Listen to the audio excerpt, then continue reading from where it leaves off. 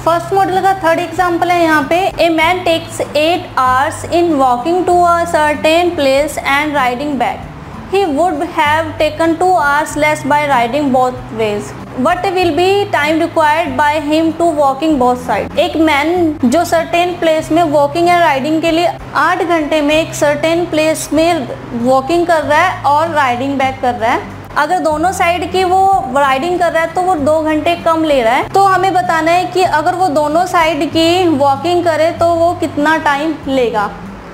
तो अब हमें यहाँ पर टाइम पूछा गया है, तो हम सबसे पहले टोटल टाइम देखते हैं यहाँ पे कितना है। तो अगर हम टोटल टाइम की बात करें तो टोटल टाइम होगा जो टाइम उसने वॉकिंग में लिया है और जो टाइम उसने राइडिंग में लिया है, यानी कि टाइम वॉकिंग का प्लस टाइम राइडिंग का इज इक्वल टू 8 hours।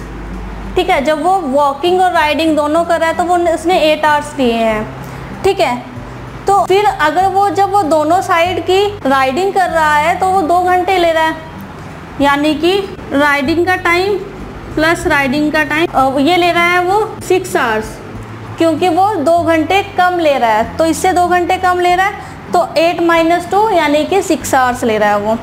तो ये हुआ, तो 2 times for riding is equal to 6।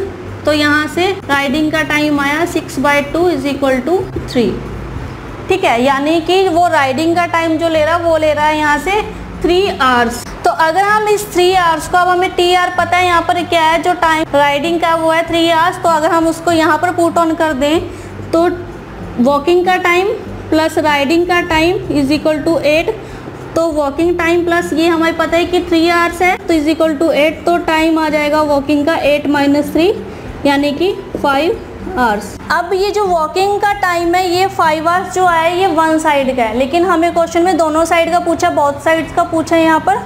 तो 2 इंटू जो वॉकिंग का टाइम है इज इक्वल टू 2 इंटू 5 यानी कि 10 hours। तो अगर वो उस प्लेस को वॉकिंग से दोनों साइड को कवर करेगा तो वो लेगा 10 hours। तो इस तरह से आप इन क्वेश्चन को सॉल्व कर सकते हो। वैसे तो इन क्वेश्चन को सॉल्व करने के लिए आपको किसी भी पेपर वर्क की ज़रूरत नहीं रहती, क्योंकि इस क्वेश्चन को हम ओरली भी सॉल्व कर सकते हैं। सिंपली कि हमें वॉकिंग टाइम दिया हुआ है और राइडिंग टाइम दिया हुआ है 8 hours, लेकिन वो राइडिंग में 2 घंटे कम ले रहा है तो 8 घंटे ले रहा है, लेकिन उससे 2 घंटे कम ले रहा है तो 6 hours। तो अब दोनों साइड की राइडिंग है तो 2 times हो गए राइडिंग के, तो 6/2 किया तो 3 hours हो गए, यानी कि वो राइडिंग करने में एक साइड की 3 hours ले रहा है। तो अगर हम इसको देखें तो जो टोटल टाइम है राइडिंग का वॉकिंग का वो है 8 hours। तो अगर उसमें से 3 hours निकाल दिए जाए राइडिंग के तो यहाँ पे जो वॉकिंग का टाइम बचा वो बचा यहाँ पर 5 hours। तो ये वन साइड का है, लेकिन हमें 2 sides का चाहिए तो 5 × 2 10 hours। तो इस तरह से आप इन क्वेश्चन को बड़े ही ईजिली सॉल्व कर सकते हो। आप स्मार्ट टेक्निक्स को यूज़ करें और बिल्कुल ही अवॉइड करें पेपर वर्क को। ठीक है, जब तक जरूरत ना पड़े तब तक आप क्वेश्चन को ओरली ही सॉल्व करें ताकि आपका टाइम बचे।